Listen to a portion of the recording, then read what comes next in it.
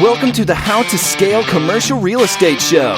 Whether you are an active or passive investor, we'll teach you how to scale your real estate investing business into something big.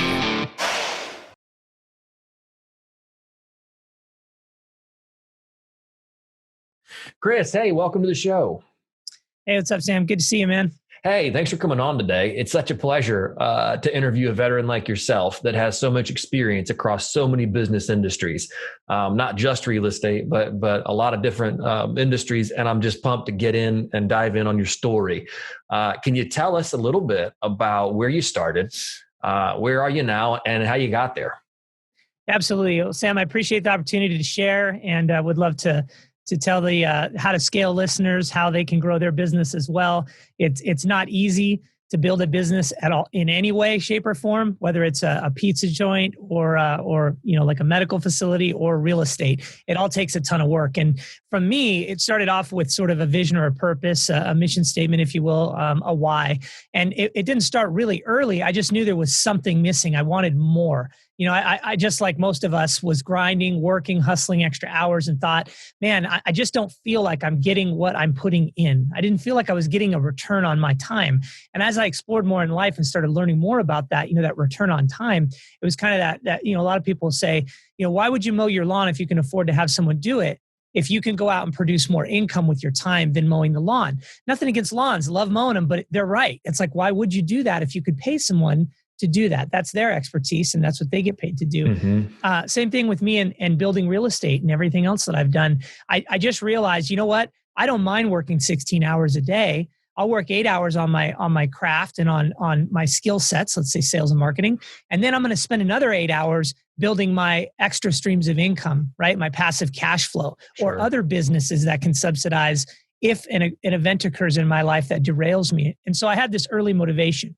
And that basically started me on the path of building businesses and then eventually getting into real estate and scaling. Gotcha. Did you have mentors along the way that kind of coached you in this? Or were you just born with that natural gift of, an interest in business and said, hey man, this is, and there are those people out there that just are born with that. So, I'm just curious how you went from, hey, don't want to trade my time for money to now I'm growing businesses. Yeah, well, good question. It's hard for me to answer directly. I would say it this way. I would say, I believe everybody has specific skill sets. We all have talent. We all have value to give, right? In some way, shape, or form. The challenge for us is identifying it early enough to take action and make something of it, right? Mm-hmm. Oftentimes you'll hear people say when they get older, yeah, I wish I would have done this, or I'm really passionate about that. But they worked at this job for 40 years and they're sore and they're tired and they're, and you go, wow, well, why didn't they? Right? They didn't have the courage. They didn't have the support. They didn't, who knows what, right? That Jack Canfield has this thing, everything you want is on the other side of fear. Right. And I just love that because it's like, they're so right. Right. So exploring the opportunities within ourselves, sometimes we just got to take the leap. And so for me, no, I mean, yeah, sure. I sold candy at school and, I had the lemonade and I did all the stuff that probably most kids explored when they were younger. Right. Sure. But as far as entrepreneurial itch, it's when I got mentors and started reading books and they started to draw out of me some of the talents that I just couldn't see. And that's where I took it to the next level. Gotcha. So what was the first business? And then how did you take that business and then transition into real estate? Or has real estate always been part of the story? Yeah. The earliest business I had was, and this is 100% true story. It's funny. My friend's mother worked at a candy factory when I was in third grade. Okay. Oh, wow. And she came home with these trays of candy. And the long story short really is she gave us all a couple trays of this candy and it was like the lottery. And everyone started eating the candy at my friend's house. Right. And the first thing that came to my mind was, how can I sell this stuff? Like, right. how can I make money on this stuff? So I took it to school and I sold it. And I actually made quite a bit of money in third grade. I don't remember what it was. It was like $4 or something, 25 cents a piece or whatever it was. But my mom asked me what I did and she took it at first because the teacher called her and all this stuff. Sure. But then she eventually gave me my money back and said, hey, that's how you start a business. That's how, and it sparked something in me. It's funny. Then the next thing was a little car wash where I hired one of the neighborhood kids in 4th grade. And I just started doing things like that. Now, my first real business as an adult in life was really in the furniture space, opening up brick and mortar furniture stores and just diving into that. And then quickly realized that the time consumption there, I wasn't utilizing my time 7 days a week, 20 hours a day. It's like, I didn't have anyone to really help. And I realized I wanted to be on the wholesale side of things. Sure. And then that's when I really accelerated in that career and drove my sales and marketing company. So gotcha. So your sales and marketing company was tied to the furniture business. Mm-hmm. Are you still involved in that? Yeah, I'm still involved in it. Today with Sterling Rhino Capital, we have 6 team members and I'm the CEO and founder, and 2 of my partners are retired. One retired at 43 just a couple of weeks ago.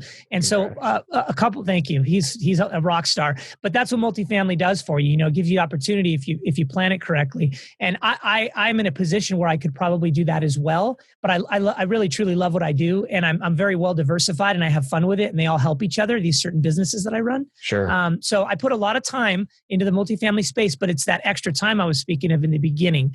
I work my 8-hour job, so to speak, and then I have 8 hours of working on my other crafts and my other multiple streams of income and things of that sort. Right. So how did you transition from, hey, I'm a guy in the furniture space, now I'm a wholesaler of furniture, to now I'm interested in, obviously in that you were buying, I'm assuming brick and mortar buildings or leasing them or doing something along the way. But then how did you transition into multifamily? Yeah. So ironically, I was not in real estate at that time, but I did see the power of the real estate piece when you own brick and mortar, because I dealt with owners when you're leasing buildings and such, right? Sure. And so for me, getting into real estate at that time was not really on the radar. It was more, okay, I run a business. That's the American dream. And then I thought, well, wait a minute. Am I running it or is it running me? Like, no, it's definitely running me. This isn't the dream for me, right? Right. I mean, Understood. like I'm working my fingers to the bone. Like, this is crazy. So that's when I realized, okay, what I need to do is figure out how I can get into a field where I can utilize my skills to get paid maximum, right? Mm-hmm. Like, who can pay me a lot of money for my skills, knowing that I put in extra hours. I work harder than most people around me. I'll do the extra work. I'll work as a team player. I'll strive to outwork pretty much everyone around me, but I want to get rewarded for that. And that's when I transitioned from being a brick and mortar owner into a wholesaler. And it was long hours, but I was rewarded handsomely. From there, I lived below my means, took all those funds I was generating, and then started to look at, okay, where's the passive cash flow? Where's the diversification? Where can I make my money work the hardest for me? Right. And I played in stocks and did other things, but that's really when I got into real estate. Gotcha. So did you start in real estate as a passive investor or as an active investor? I started on a small level as an active investor. And what I mean by that is, I don't know, maybe 2005-ish or so, I bought some land parcels over at the coast, flipped those, made, $20,000, this kind of thing. And then bought a single family residence for myself. And then from there, when the 2008 crash hit, I bought a couple of foreclosures shortly thereafter, and then started to learn more about the flipping business. Didn't really dive into flipping, but renovated them. 100,000 I bought them for, put 20,000 in, rented them for a couple of years, then flipped them for 160, 170, this kind of thing. Sure. And I started to learn that if I did that every 6 months, wow, I could create a ton of passive cash flow, but it wasn't scalable. Right. And so that's when, at some point, having a great conversation with a friend, I decided I need to exponentially grow this thing and scale. And that's where we took the leap. So yeah, and I've done construction and stuff too, new construction things. Sure. And that's a traditional path. I mean, I think that's probably 80 to 90% of our story is we start there and suddenly we figure out the limitations early on. And so then you went into multifamily, right? Mm-hmm. And so when you did that, again, were you an active or a passive investor in multifamily? So when I got into multifamily, I joined a mentor program to put bumpers on me, because I've had some success in business and real estate as well, but this is a big deal. This is millions of dollars. And I really had my focus on syndication, which is, you're obviously responsible for lots of other people's money as well. Sure. I'm very good with money. I've 851 credit score, I think. I mean, I've got it together, but it's just, it's a big deal. And I wanted to make sure I had those bumpers on. So I joined the program. And I also passively invested while I was in the program, not even with that group, but across the country in about 2,300 doors. And today I'm invested in about 2,300 doors across the country, wow. Right? And I learned a lot through that process. Yeah. Sure. And then got into my first deal within a few weeks. Next deal, And now we're rocking. We're looking at multiple deals, and so passive and active. Right. And so now you're doing active. So what are some? I've heard two key lessons. One, find out your strengths early. Join a mentorship group, and I think there was a third one in there. I'm probably missing it. But what are some key lessons that you've learned along the way? If you could go back to your previous, early on self and say, "Hey, here's some things you want to know as you're growing into this." Yeah, I think it's really important to have a purpose. And what I mean by that is a lot of people say, well, what's your why? What's your vision? And it's usually money, right? It's like, I want to make a bunch of money, or I want freedom. Okay, great. For me, I grew up pretty humble beginnings, as a young person, and always had this drive in me. I can't even explain it, quite honestly. I mean, I've talked to a lot of people about it. They're like, I don't get it. I don't know how you work the hours. I don't know how you have the energy. I mean, where does it come from, right? And I think it comes from that early upbringing of really wanting more and wanting to add value and just wanting to be worthy of something. Mm-hmm. And so for me, my why was, I don't ever want to struggle again as a young person, right? I want to have my own freedom. And it wasn't even really about money. And the reason this is important is my why, and why I drive and why I push and all this stuff, is because not only do I never want to have to worry about that stuff again, but I want to teach others how to do that. Now, we don't sell mentor programs today or anything, but I really, truly love sharing all that value, all that stuff I've learned, those struggles, challenges, and helping others grow. And so here's what I would say. For anyone getting into the business and wanting to figure this thing out, you have to figure out something deeper and more rooted than just money or even freedom. Mm-hmm. And as you're learning, make sure that you're giving back and teaching others, because it will make you better and stronger. And then that purpose will sort of keep driving you when things get down, when it's difficult, it's challenging and all of that, right? Anyways. That's golden. Like that's an absolutely golden nugget. If we hear nothing from this interview except for what you just said, then take that home. Did you experience any pitfalls, surprises, things, bad advice along the way? Well, here's another thing. It's hard when you're learning to not like go 20 directions, right? People are throwing everything at you. And you're like, well, do I do this? Do I underwrite these deals first? Do I learn how to negotiate with broker? What do I? So what I tell people is, look, if you're passionate about something, it's like Eric Thomas talks about. It's like, if you want success more than you want to breathe, you're held underwater, you'll be successful. Like you're fighting to get out from underwater, right? Right. If you believe that in yourself, you're like, I have to have this more than I have to breathe, then you'll get there, right? But it takes a tremendous amount of work. So what I tell people is, you really got to buy in. Don't say because you worked an hour a day on multifamily that you're going to be a successful syndicator. There's no way. Right. You better put in 4 to 6 hours a day on your craft, and you'll somehow figure it out. You'll struggle through. So I've had a lot of bad advice. And what I've done is I've taken all the advice and I've educated myself, and I've said, what makes sense? And usually what makes sense to me is following the data. Right? It's not just a piece of one-off advice. It's following the data, analyzing everything, and saying, I want to buy in that market. I want to buy that type of property. I'm going to hire this type of person because of references and so on. And I think that's critically important, because you can get drawn a million directions and go nowhere and just run in the sand. Right? Absolutely. No, that's fantastic. Any, as you've grown, what, other than dipping into your own proceeds from your business, have there been key financial strategies you've used along the way? That is a fabulous question. And here's what I'm going to tell you. It started with me saving my car payments. Okay. In order for me to get into the space and have capital, not just money I made, because let's face it, everybody doesn't have $100,000 a year in disposable income from their jobs, right? Sure. I mean, how are you going to get started? Oh, you can start with no money. I don't know about that, man. I mean, sure, maybe it's possible, but it's much easier with a little capital. Sure. I drove my same car for 12 years and had 450,000 miles on it. I saved all those car payments for the additional 7-8 years after I paid it off. And that's how I actually put money down on my first piece of property, my first foreclosure. And so that's what propelled me. That was a very creative way of doing things, living below your means and building up that capital. And then I also utilized very early on other people's money. I would say to somebody, hey, if you don't have the know-how and you want to get in on a piece of property, I'll pay you. I'll just give you a number at the time, short-term, 9%. Give me 50,000. Let's buy this property together, kind of thing. When I ran out of money, because you only have so much when you own the asset, right? You're not flipping them.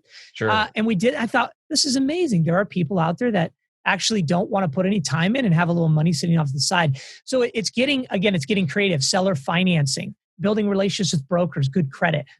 there's so many ways you can get into this business, but you have to use, you have to attack it at multiple angles. It's not just one way. Right. That's fantastic. Chris, I need to jump into the final four here. Yeah. And we could go on for a couple hours. This is fantastic. And I absolutely want to have you back on. So let's jump into the final four. Sure. If you were to distill, if I came to you and said, Chris, I need one piece of advice, and that's all you could give me. So distill everything you know into one piece of advice to an aspiring investor, what would that be?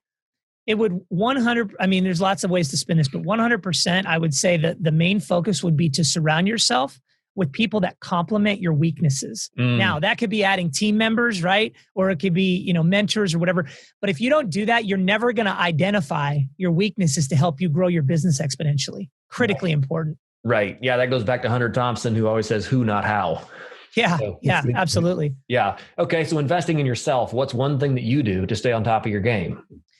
I keep my vision plan and my goals regularly in front of me. My offices are full of inspirational sayings and boards, and just I'm always listening to inspirational stuff. I read. I listen to a lot of audiobooks, and that's how I stay focused. Is the end in mind, the vision. We want to feed 1 million people through our charity thing we're doing, and I mean that kind of thing. So those things continue to drive you. You have to have a vision, and you have to keep pushing to that. Don't just get lazy and go, I couldn't hit that goal, so I'm just going to forget about it for a while. Stay very, very focused on your vision and your plan. That's fantastic. And talking about your charity, investing in the world, what's one thing you're doing right now to make the world a better place?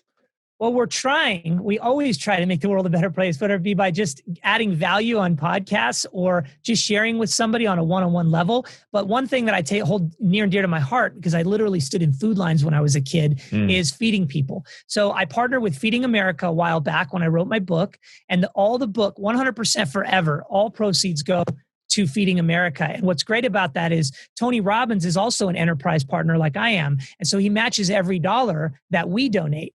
So every time we get $1 that goes into the funnel, it feeds anywhere from 10 to 20 people, 10 every dollar, 20 with Tony Robbins match, right? So every book sale feeds somewhere between 20 and 80 people. It's really incredible. Yeah. That's fantastic. On your book, what's the name of your book?